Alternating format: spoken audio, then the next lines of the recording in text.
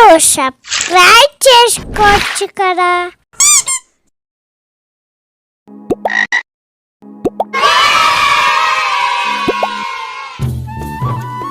అనగనగా రాఘవపురం అనే ఒక ఊరు. ఆ ఊరిలో రవి, రాఘవ అనే ఇద్దరు అన్నదమ్ములు ఉండేవారు. వారిలో పెద్దోడు రవి, చిన్నోడు రాఘవ. రవి చాలా స్వార్థపరుడు, కానీ చిన్నోడు రాఘవ చాలా మంచి వ్యక్తి. అన్న పట్ల చాలా ప్రేమ కలిగి ఉండేవాడు. అన్నమాటని ఎప్పుడూ జవదాటేవాడు కాదు. వాళ్ళిద్దరికీ అమ్మ లేదు, చిన్నప్పుడే చనిపోయింది.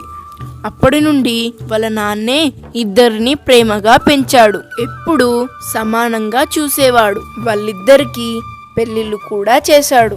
కానీ కొన్ని రోజులకి నాన్న ఆరోగ్యం బాగోలేక చాలా తీవ్రంగా మారింది. ఆ చివరి క్షణాల్లో నాన్న ఇలా అంటాడు, నాన్న, రవి, రాఘవ, మీరిద్దరూ ఎప్పుడూ ఇలాగే కలిసి ఉండాలి నాన్న. నాకు ఉన్న ఆస్తల్లా కేవలం ఒక బర్రె, ఒక మామిడి చెట్టు, కప్పుకునే దుప్పటి మాత్రమే నాన్న. మీరిద్దరూ వీటిని సమానంగా పంచుకోండి.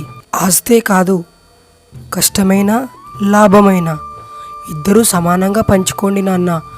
మీరిద్దరూ ఎప్పుడూ ఒకరికొకరు తోడుగా ఉండాలి. అదే నేను కోరుకునేది.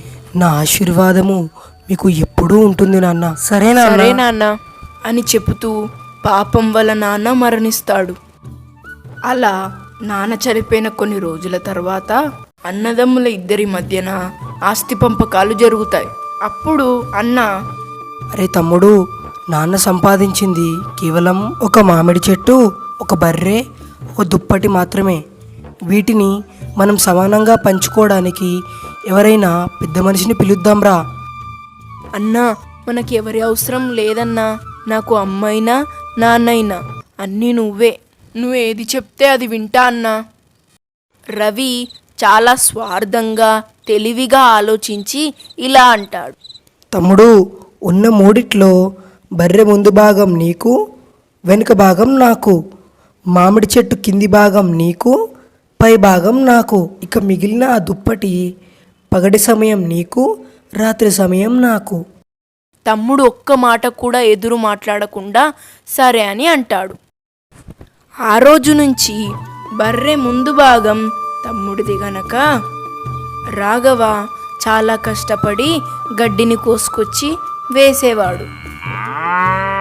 బర్రె వెనుక భాగం అన్న రవిది గనుక సునాయాసంగా ఏ కష్టము లేకుండా క్యాన్లో పాలు పిండుకునేవాడు. అలా పిండిన పాలన్నీ తమ్ముడికి ఏమాత్రం ఇవ్వకుండా తనే వాడుకునేవాడు. ఒప్పందం ప్రకారం మామిడి చెట్టు కింది భాగం తమ్ముడిది గనుక తమ్ముడే నీళ్లు పోసేవాడు. అన్న మాత్రం పైనున్న తీయని మామిడి పండ్లని తన సొంతం చేసుకున్నాడు. ఇక ఆ చివరిది ఆ దుప్పటి. పగలు ఏం చేయాలో తెలియక తమ్ముడు పక్కన పెట్టేవాడు. ఇక రాత్రి కాగానే తమ్ముడు గడ్డ కట్టే చలిలో పడుకునేవాడు.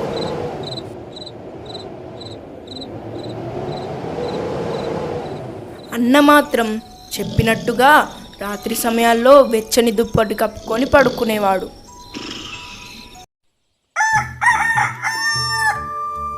ఆ మరుసటి రోజు నుంచి యథావిధిగా తమ్ముడు బర్రెకి గడ్డి వేసేవాడు.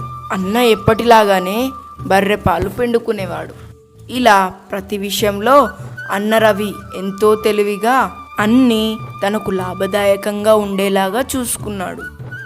ఇవన్నీ చూసిన రాఘవ భార్య ఒకరోజు రాఘవతో ఇలా అంటుంది, ఏవండి, మీ అన్నయ్య చాలా స్వార్థపరుడు. తను మీకు దేంట్లో సమన్యాయం చేయలేదు. కష్టం మీరు చేస్తున్నారు, లాభాలు తను పొందుతున్నాడు. ఇది తప్పండి. కష్టమైన లాభమైన ఇద్దరు సమానంగా పంచుకోవాలి.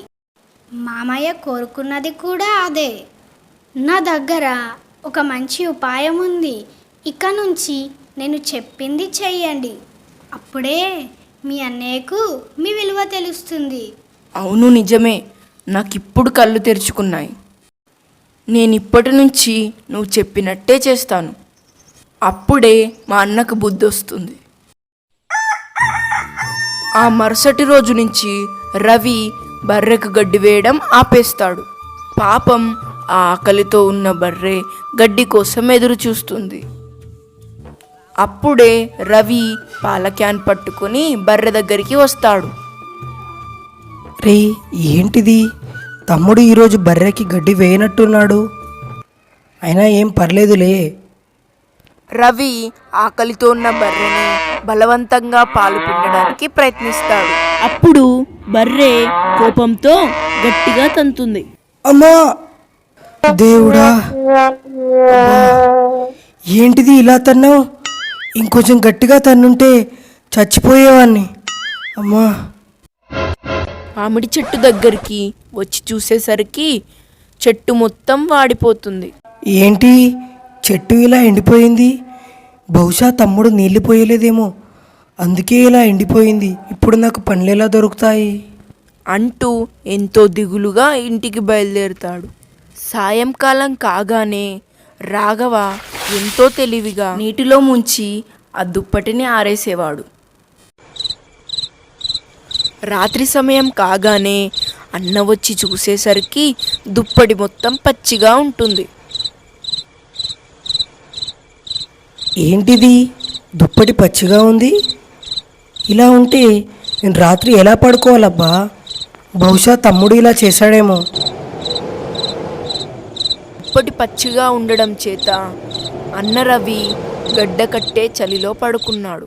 అప్పటి నుండి ప్రతిరోజు రాఘవ బర్రెకు గడ్డి వేయడం ఆపేస్తాడు. దాంతో బర్రె రోజు గట్టిగా తన్నేది.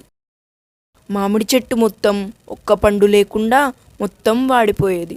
సాయంకాలం కాగానే యథావిధిగా దుప్పటి నీళ్ళల్లో ముంచి ఆరవేసేవాడు. అన్న ఏం చేయాలో తెలియక చలిలో పడుకునేవాడు. రాజేశ్వరి, తమ్ముడు ఏ పని చేయట్లేదు. రోజు బర్రెకి గడ్డి వేయడం లేదు, చెట్టుకు నీళ్లు పోయడం లేదు. రాత్రి కాగానే ఆ దుప్పటి నీళ్ళల్లో ఆరబెడుతున్నాడు. ఏవండి, మీరు చేసేది చాలా తప్పండి. మీ తమ్ముడిని మీరు మోసం చేస్తున్నారు. లాభాలన్నీ మనం పొందితే మీ తమ్ముడు ఏమైపోవాలండి? కష్టమైన లాభమైన ఇద్దరికీ సమాన హక్కు ఉంది. ఇప్పటికైనా మీ స్వార్థపు బుద్ధిని మార్చుకోండి. ఉన్న అహంకారాన్ని పక్కన పెట్టి మీ తమ్ముడిని క్షమించమని కోరండి. మీ తమ్ముడు మిమ్మల్ని ఖచ్చితంగా క్షమిస్తాడు. అవును, నిజమే. నా తమ్ముని నేను మోసం చేశాను. అయినప్పటికీ వాడు నన్ను ఒక్క మాట కూడా అనలేదు. వాడికి అమ్మైనా నాన్నైనా అన్నీ నేనే. నాకు ఇప్పుడు బుద్ధొచ్చింది. నా తమ్ముని నేను ఖచ్చితంగా క్షమాపణ కోరుతాను. అప్పుడు రవి తన తమ్ముణ్ణి వెంటనే పిలిచి ఇలా క్షమాపణ కోరుతాడు. తప్పు చేశానురా, చాలా స్వార్థంగా ఆలోచించాను. నా స్వార్థంతో నిన్ను చాలా కష్టపెట్టానురా. నన్ను క్షమించు. నేను చాలా మూర్ఖంగా ఆలోచించానురా. అన్నిట్లో నాకు లాభంగా ఉండేలాగా చూసుకున్నాను. ఇప్పుడు నా కళ్ళు తెరుచుకున్నాయి. నేను చేసిన పనికి చాలా సిగ్గుపడుతున్నానురా. నేను ఏది తీసుకోమంటే అది తీసుకున్నావు. నీది ఎంత గొప్ప మనసు తమ్ముడు. ఆ గొప్ప మనసుతో నన్ను ఈ ఒక్కసారి క్షమించరా. మనం నాన్న కోరుకున్నట్టు కలిసిమెలిసి ఉందాం. లేవన్నా, నువ్వు నన్ను క్షమాపణ అడగడం ఏంటన్నా? నువ్వు ప్రేమగా అడుగుంటే ఈ 3 కూడా నీకే ఇచ్చేసేవానన్నా. ఈ ఆస్తి ఏంటన్నా? నా ప్రాణాలను ఇవ్వమన్నా ఇస్తాను. ఈ ఆస్తి కోసం మన అనుబంధాన్ని దూరం చేసుకోవద్దన్నా. మనం ఎప్పుడు ఇలాగే ప్రేమగా కలిసి ఉండాలన్నా. అప్పటి నుంచి అన్నదమ్ములిద్దరూ కష్టమైన లాభమైన శరి సమానంగా పంచుకునేవారు. పిల్లలు, ఈ కథలో మనం నేర్చుకోవాల్సిన నీతి ఏమిటి? ఎప్పుడు మన స్వార్థం కోసం ఎవరిని కష్టపెట్టకూడదు. అందరినీ సమానంగా చూడాలి. మనకన్నా చిన్నవారి పట్ల మనం ఎంతో ప్రేమగా వ్యవహరించాలి. బంగారు కొండలు సబ్స్క్రైబ్ చేసుకోవచ్చు కదా.